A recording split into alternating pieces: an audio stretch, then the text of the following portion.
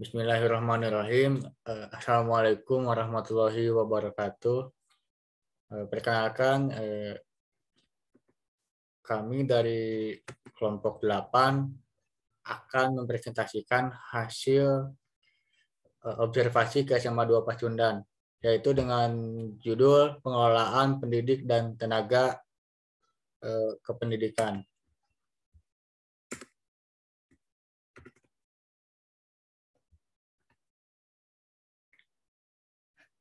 Selanjutnya, di sini dari kelompok 8, anggotanya yang pertama ada Anugrah Dwi Prasetyo dengan NIM 203.668. Yang kedua ada saya sendiri, Cikharestu Alamsyah dengan NIM 2005591. Yang ketiga ada Dandi Herdian dengan NIM 2003632. Yang keempat ada Tegar Sukmawana dengan NIM 2005593. Selanjutnya latar belakang yang akan dipaparkan oleh saya sendiri, yaitu observasi merupakan suatu kegiatan yang sangat penting dalam mengetahui bagaimana cara mengajar yang baik. Dalam hal ini, kami kelompok 8 selaku mahasiswa PJKR melakukan observasi ke SMA 2 Pasundan untuk memenuhi tugas dalam bentuk laporan observasi pengelolaan pendidikan. Nah, alasan kami memilih SMA 2 Pasundan sebagai tempat pelaksanaan observasi karena letak sekolah tersebut strategis dari Universitas Pendidikan Indonesia. Alasan lainnya karena ingin mengamati sekolah swasta yang modern dengan akreditasi yang baik. Lalu laporan hasil observasi ini juga disusun guna memenuhi tugas mata kuliah pengelolaan pendidikan. Atas dengan adanya observasi ini diharapkan kita dapat mengetahui bagaimana seorang pengelola pendidik yang diharapkan oleh SMA 2 Pasundan. Kemudian kita sebagai calon guru tentunya dapat memahami bagaimana cara pengelolaan pendidikan. Selanjutnya ada pembahasan mengenai apa itu pendidik, apa itu pengelolaan pendidik dan tenaga pendidik yang akan disampaikan oleh Saudara Dandi. Kepadanya saya persilahkan.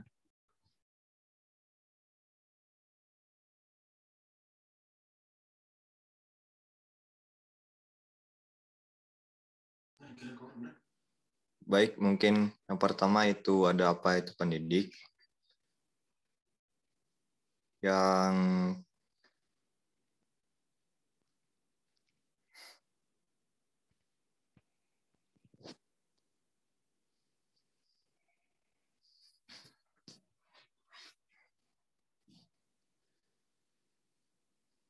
pendidik merupakan tenaga pendidikan yang berkualifikasi sebagai guru, dosen, konselor, pamong belajar, widya iswara, tutor, instruktur, fasilitator, dan sebutan lain yang sesuai dengan kekhususannya, serta berpartisipasi dalam menyelenggarakan pendidikan. Terus yang kedua ada pengelolaan pendidik. Pengelolaan tenaga pendidik merupakan proses pengelolaan sumber daya manusia yang potensial serta berperan dalam mewujudkan tujuan pendidikan nasional. Di antara tenaga pendidik dan kependidikan ini meliputi guru, dosen, kepala sekolah, rektor, staf tata usaha, dan staf lainnya. Terus yang terakhir ada tenaga pendidik. Berdasarkan Undang-Undang Republik Indonesia Angka 20 Tahun 2003, energi pendidik merupakan tenaga kependidikan yang berkualifikasi sebagai guru, dosen, konselor, pamong belajar, widya iswara, tutor, pelatih, fasilitator, serta sebutan lain yang sinkron menggunakan kekhususannya dan berpartisipasi dalam menyelenggarakan pendidikan.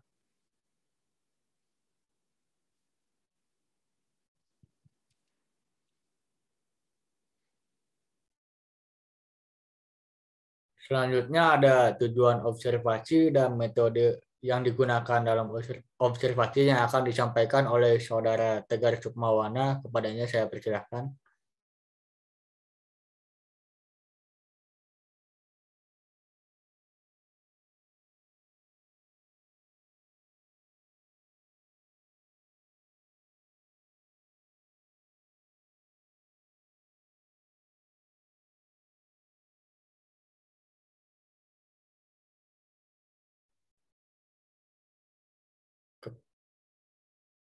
Wadah Tegar, dipersilakan untuk Baik, membahas. sebelumnya izin melanjutkan. Selanjutnya ada tujuan observasi. Yang pertama, tujuan dari observasi kita untuk mengobservasi pengelolaan pendidikan di Seman 2 Pasundan. Itu yang pertama untuk mengetahui bagaimana pengelolaan pendidikan yang diterapkan oleh SMA 2 Pasundan. Selanjutnya untuk mengetahui hambatan atau masalah pengelolaan pendidikan yang dialami SMA 2 Pasundan. Yang ketiga untuk mengetahui bagaimana solusi mengatasi hambatan atau masalah dalam pengelolaan pendidikan yang dialami SMA 2 Pasundan. Dan yang terakhir untuk mengobservasi paham bagaimana itu.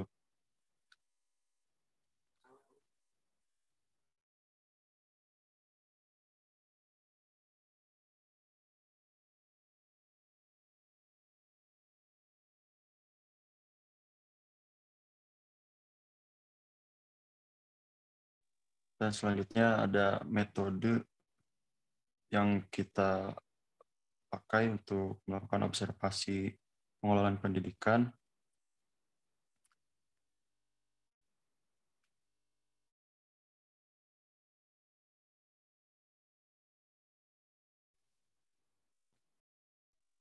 Baik, metode yang digunakan yaitu metode wawancara terstruktur. Wawancara ini digunakan ketika pewawancara telah mempersiapkan beberapa butir pertanyaan. Sebelumnya pada akhirnya diajukan kepada narasumber. Jenis wawancara ini memungkinkan pewawancara untuk bisa mengontrol waktu dan arah pembicaraan sesuai. Selanjutnya ada hasil observasi yang akan dipaparkan oleh Saudara Anugrah. Kepadanya saya persilakan.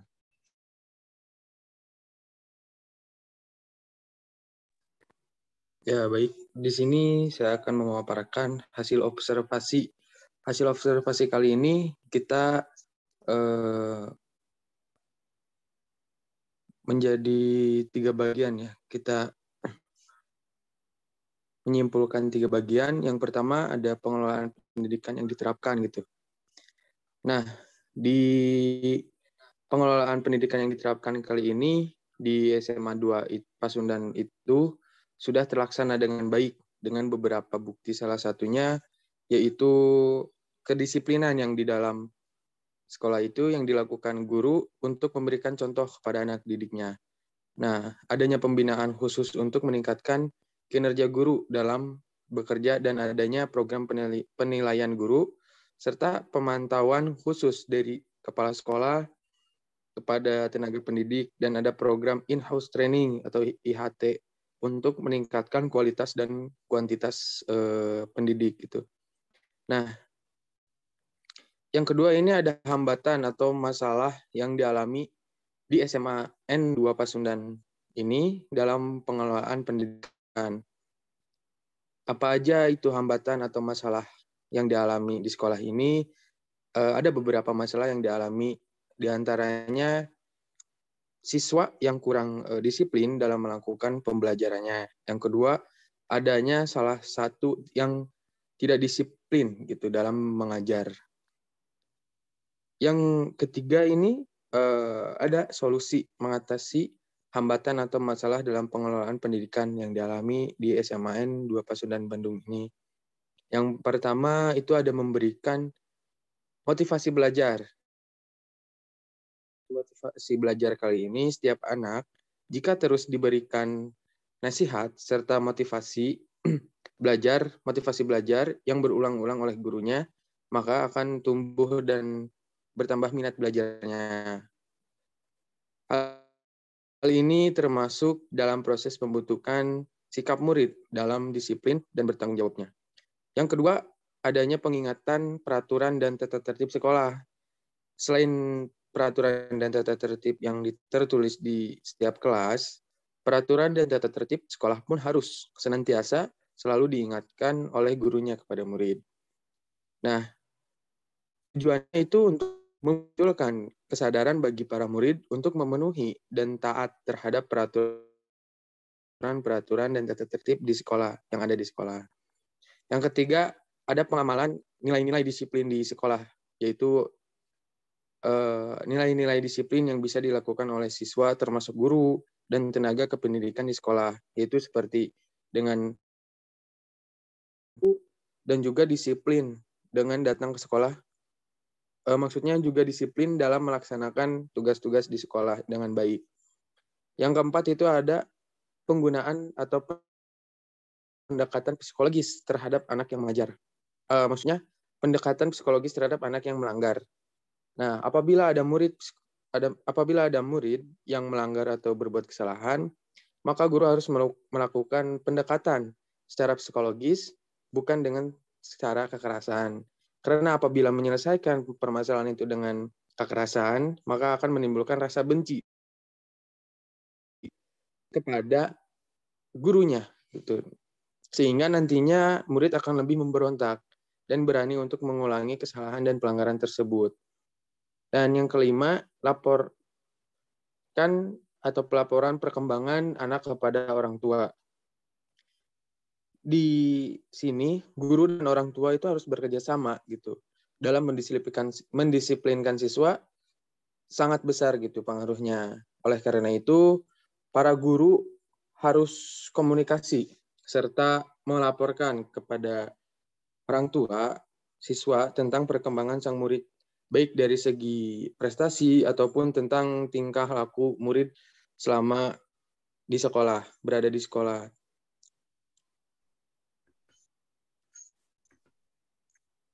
Baik, terima kasih atas pemaparannya, Saudara Nugrah. Selanjutnya ada kesimpulan dari pembahasan kali ini ya.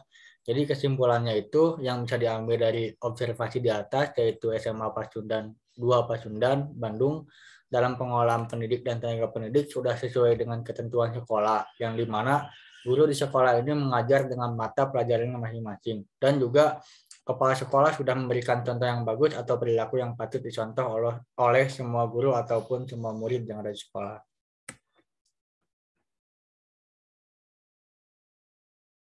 Baik, terima kasih. Mungkin sekian pemaparan materi hasil observasi dari kelompok kami. Mohon maaf apabila ada kekurangan dan kesalahan karena kami semua masih dalam proses belajar. Kekurangannya mohon dimaafkan. Sekian dari kelompok kami. Assalamualaikum warahmatullahi wabarakatuh.